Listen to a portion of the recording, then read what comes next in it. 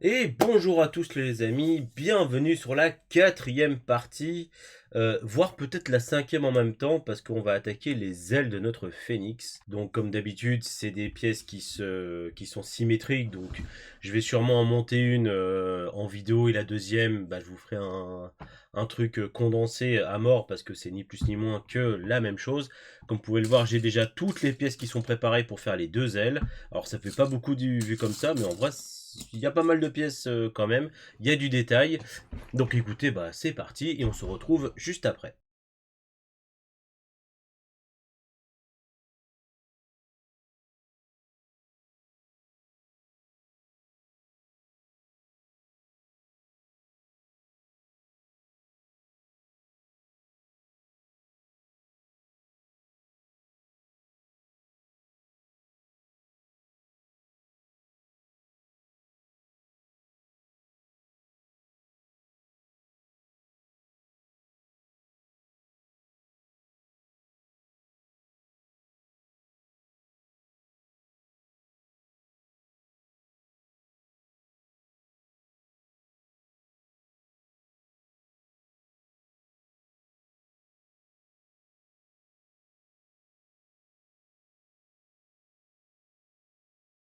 Et voilà les amis, la première aile qui est faite, et effectivement c'est là où le phénix prend toute sa taille, c'est vraiment au niveau des ailes. Alors j'espérais secrètement qu'on puisse relever les ailes davantage. Alors dans l'absolu je pourrais en faisant péter que ces deux pièces là.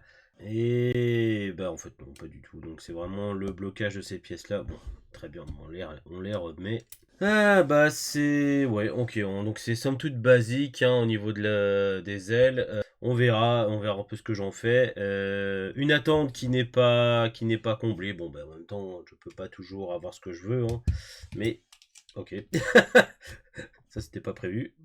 Voilà, il a été mal clipsé. On reconnaît quand même bien les ailes du phénix, hein, c'est quand même plutôt propre. Yo, je viens d'éternuer. Donc écoutez, on va partir directement sur la deuxième.